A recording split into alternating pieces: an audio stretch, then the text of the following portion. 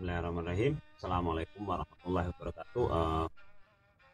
Bertemu lagi dengan saya dan di sini saya akan berbagi tips. Kemarin kan cara melihat orang yang memiliki tuyul. Sekarang saya akan berbagi tips tentang bagaimana menangkap tuyul gitu kan, dengan cara orang-orang yang masih awam gitu, bukan dengan cara-cara yang istilahnya minta tolong orang pinter, nggak perlu. Jadi kita bisa orang awam pun bisa gitu kan. Cuman memang kalau masalah lihat sih, jadi memang kita harus orang-orang tertentu ya yang bisa lihat untuk tertangkap tidak. Tapi pada dasarnya ciri-cirinya nanti ada. Jadi gini nih, siapkan daun kelapa. Jadi daun kelapa itu kita ambil daun kelapa kan panjang, kita ambil ujungnya saja. Jadi ini kan daun kelapa nih, misal nih ini begini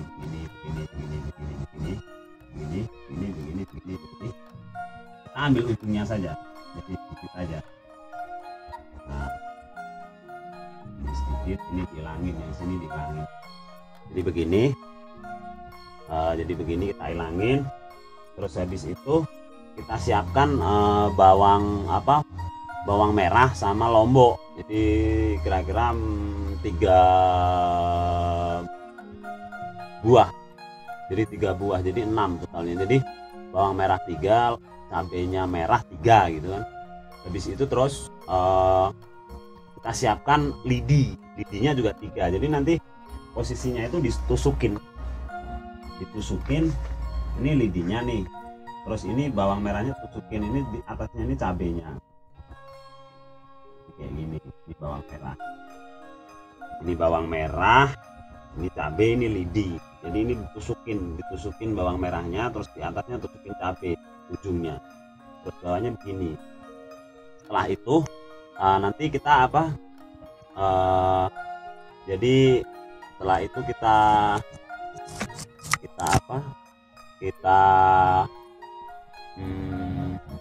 setelah ditusukin, terus nanti kita datang di rumah nih, tempatnya yang dicurigain gitu kan. Habis itu kita puterin, kalau bisa sih jamnya maghrib gitu ya. Jadi habis maghrib itu biasanya mereka sedang bermain-main gitu kan, sedang jalan-jalan ataupun kemana, keluar rumah gitulah tuyulnya itu. Nah habis gitu misalkan ini kita bawa ya, kita seret gitu kan, daun kelapanya ini kita seret. Namanya ini rumahnya nih rumah nih. Nah kita puterin dari sini, kita terus sambil ini diseret. Bawang merahnya ini kita kantongin di kantong belakang gitu kan. Ini diseret, terus kita puterin gini sampai sini. Nah biasanya pas titik di sini, jadi kita muter gini, titik ini biasanya dia udah ngikut ke kita, udah ikut narik ini. Nanti pasti terasa gitu kan. Dia ikut kayak main-mainan gitu, kayak dia main perosotan gitu kan. Jadi dia ngikut, terus dia duduk bersila terus merosot gini, seret ya, kayak namanya juga. Nah tuyul itu kan anak kecil ya, jadi dia bayi, jadi masih suka main-main gitu kan. Habis gitu nanti terasa pada saat kita muter gini, pas mau nyatu ke titik yang kita awal berangkat, terus mau ke titik yang kita udah jadi satu, itu biasanya dia ngikut dan rata-rata sih ikut. Jadi kita nanti kantong belakangnya yaitu kita kasih lidi, jadi lidi itu kita tusukin bawang merah, ujungnya kasih cabe itu. Jadi nanti kita kantongin di kantong belakang, jadi 3 itu kantongin semua, jadi 3 ditusuk itu. Terus kita tarik, kita seret gitu kan daun kelapanya itu sampai muter, kita puterin rumah. Biasanya nanti pas titik awal, hingga mau bertemu dengan titik awal, itu tuyul sudah mau ikut gitu. Jadi setelah ikut, bawa ke tempat yang istilahnya mungkin lapang gitu kan, bawa ke tempat lapang. Nanti setelah nyampe di sana, daun kelapanya itu kita lepas. Setelah itu kita buat pengunci, jadi biar dia nggak pergi gitu kan, tuyulnya nggak pergi. Caranya sih gampang, tinggal kita baca ayat kursi ya, ayat kursi kita buat lingkaran dengan membaca ayat kursi sambil kita tiupkan tanah itu. Jadi sambil baca sambil niup ke tanah begitu sampai membentuk suatu lingkaran. Kita niupnya ngelingkarin daun kelapa itu gitu. Jadi makanya tidak usah panjang-panjang, jadi nanti biar nggak kebanyakan capek gitu kan, intinya gitu. Setelah itu baru kita tungguin di situ. Nanti setahu saya yang punya datang terus minta agar dilepasin gitu kan. Soalnya itu kalau bukan yang lepas kita susah gitu lah ya, minimal dia pasti akan ke tempat yang dia ngambil tuyulnya gitu. Jadi itu saja. Jadi nanti misalkan kita ragu, kita ulangin lagi nih ke pagernya nih, soalnya kalau pagernya nggak kuat dia akan lolos gitu kan. Tapi biasanya sih dia 7 kali ataupun sekali aja cukup, cuman alangkah baiknya kalau kita bisa 7 kali gitu. Itu saja. Jadi begitu saja sih cara nangkapnya. Nanti setelah itu kita tungguin sampai yang punya datang, atau perlu kalau ada yang bisa lihat kita siksa dulu gitu kan, biar kapok gitu kan. Tapi pada dasarnya nangkapnya tuyul begitu. Kalau dulu sih saya masukin botol gitu kan, terus saya simpan gitu. Tapi ya saya harap hati-hati ya, maksudnya hati-hati dalam arti kita harus selalu waspada, karena pada dasarnya mereka juga punya induk juga gitu kan. Biasanya induknya nggak terima gitu kan. Kalau sebetulnya sih nggak perlu takut ya, maksudnya paling banter juga cuman bikin adem panas gitu kan, 3 hari gitu kan, paling bikin demam badan gitu kan. Saya pernah dulu waktu itu kan kita tangkap, terus habis gitu ya induknya tuh ngancem gitu kan. Pada saat itu yang nampaknya sih kayak ular buntung gitu kan, naga buntung gitu kan, dia ngancem sama kita orang gitu kan. Kita waktu itu banyak lah orangnya, entah sekitar 12 ataupun 11 saya lupa sih, karena itu kejadiannya waktu saya masih umur ya sekitar 15 sampai 17 tahun lah antara itu. Yang jelas itu tahun 80 antara 91, kejadian itu tahun 91. Jadi saya sampai ya itu tadi, terus ini naganya ini ngancam nih sama kita, pokoknya siapapun yang menyiksa anak saya pasti akan saya balas gitu, dia ngancam kayak gitu kan.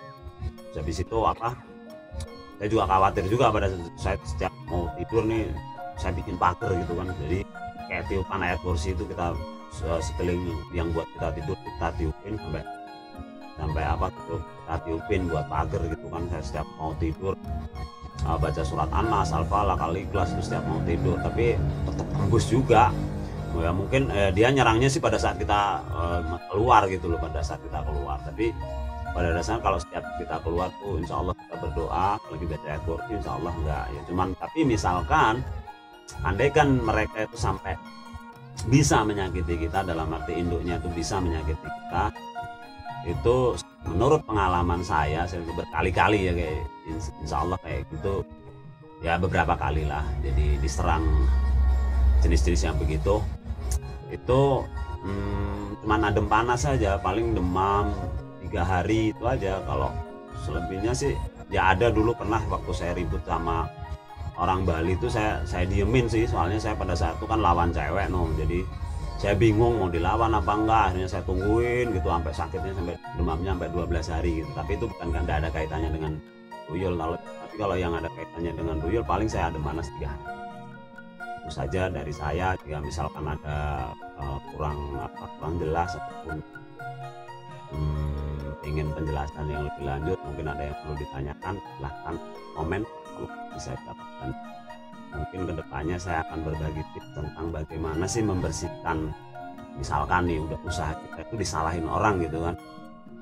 Nanti saya akan coba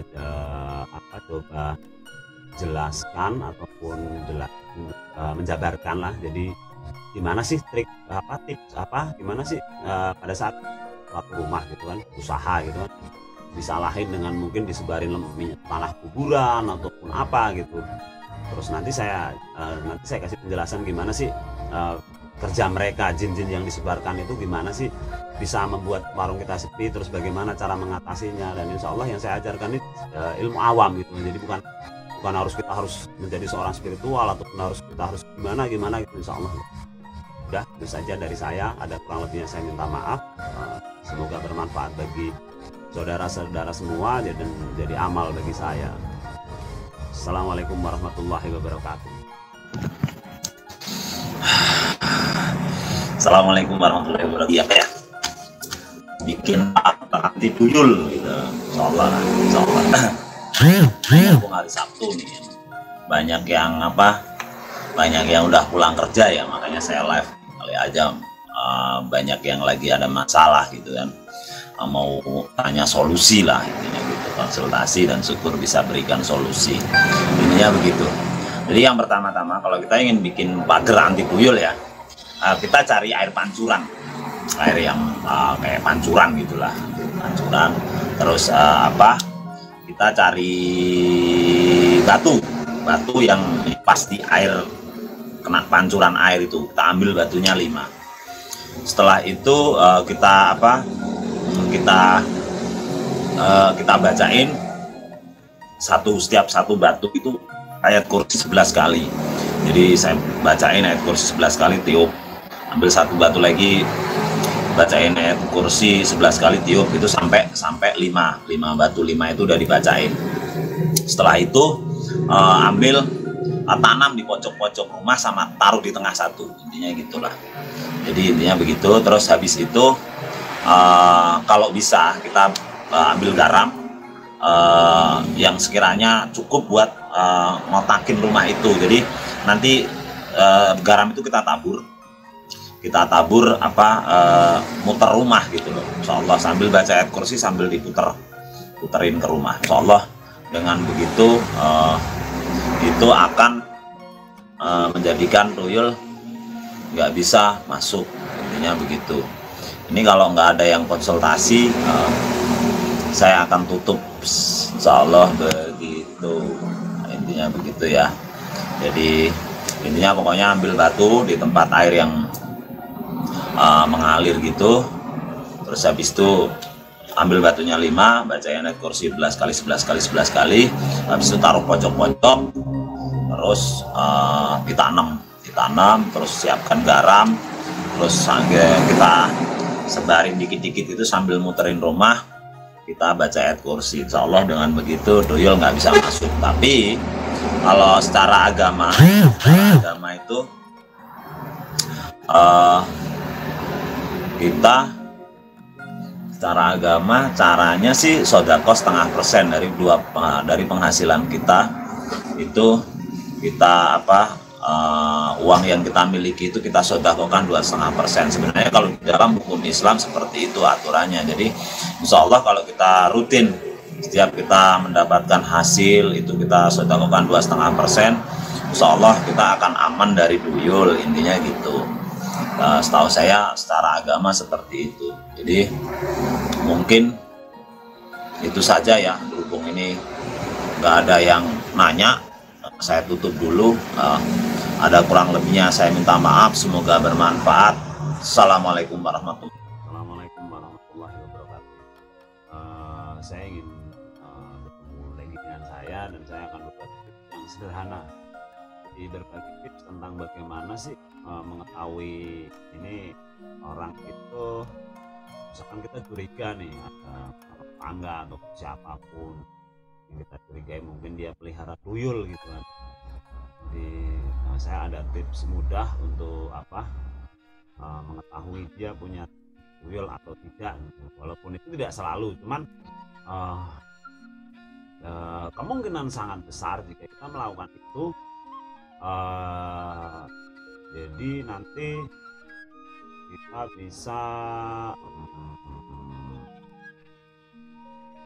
bisa tahu dia punya tuyul ataupun enggak. Ini tips yang sederhana. Terus yang pertama adalah jadi gini, cuman tipsnya begini nih. Coba nih kalau misalkan orang yang kita curigai itu lagi keluar rumah gitu kan, entah dia, tapi paling mudah sih kalau dia pas lagi naik sepeda ataupun jalan kaki ataupun naik motor gitu. Kalau naik mobil agak susah gitu kan. Jadi apalagi kalau enaknya sih kalau pas jalan kaki. Jadi biasanya nih orang-orang yang pelihara tuyul nih rata-rata keluarnya istilahnya mungkin dia cari duitnya itu kan ada berbagai versi. Cuman yang saya tahu, jadi dia nanti kadang dibawa ke pasar itu biasanya, ataupun mungkin dia belanja gitu kan. Jadi biasanya belanjanya itu pada saat matahari mau terbit dan terbenam. Ataupun dia kadang sering ngomong. Jadi ngomongnya mereka itu dengan tanda tangannya itu di belakang gitu, di kedua tangannya itu kayak orang gendong gitu kan di belakang keduanya gini. Nah pada saat seperti itu dan kita berada di posisinya di belakangnya gitu kan, atau pas dia keluar naik motor ataupun dia naik sepeda ataupun jalan kaki, kita di belakangnya. Terus kita ini kayak orang melambaikan tangan, jadi kita ajak kemari gitu lah. Jadi pada saat kita duduk di belakangnya tuh tangan kita begini nih, jadi kayak manggil dia gitu kan, walaupun kita di belakang dia. Di belakang dia kita dengan posisi mengajak begini, kayak kita melambaikan tangan gitu, kayak ngajak orang, ngajak temen atau ngajak siapa gitu. Pada saat dia lewat, kita berada di belakangnya, terus tangannya begini, kayak kita manggil yang di belakang dia gini. Nah itu biasanya ini tidak selalu, cuman rata-rata ini menurut pengalaman yang sudah ini kalau kita panggil begini itu biasanya dia nengok ke belakang gini, ngeliat gitu, padahal dia madep ke depan gitu, tapi begitu ada yang melambaikan tangan mengajak itu dia tahu. Jadi kalau dari bahasa versi istilahnya bagi orang-orang spiritual, jadi ternyata itu kalau dilihat dengan kasat mata itu tuyulnya ini kan ngasih tahu sama ibunya gitu kan, sama yang punya tuyul gitu, bu ada yang panggil gitu. Jadi terus akhirnya nengok, intinya gitu. Jadi cuman begitu saja, jadi kita biarin lewat dulu. Terus kita kalau diusahakan kita duduk sudah berada di belakangnya agak jauh, terus coba kita panggil, kita istilahnya manggil gini lah istilahnya, kita lambaikan tangan begini, dengan sendirinya nanti dia akan naik.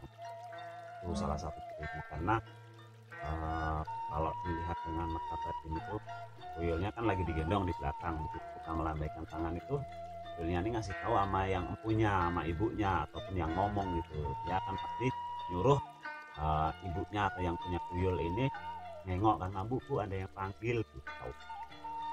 Bisa aja tips dari saya untuk mengetahui cara sederhana untuk mengetahui orang tersebut pelihara tuyul atau tidak. Tapi misalkan andaikan begitu, kita jangan sekedar nuduh, ini hanya sekedar buat wawasan ataupun pengetahuan, ya iseng-iseng aja lah. Begitu saja menurut saya.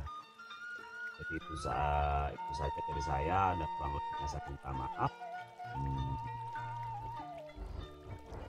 Semoga bermanfaat bagi Anda semua, saudara-saudara semua, dan kita berkata dulu ini hanyalah sekedar hiburan ya hiburan yang insya Allah ada manfaatnya. Jadi kita itu kita bisa kita berhati-hati gitu kan dengan orang tersebut, kita harus nuduh ataupun apalagi sampai cerita. Jadi ini sekedar buat masukan buat kita sendiri, terus nggak usah cerita karena takutnya ini hanya akan menimbulkan fitnah gitu kan.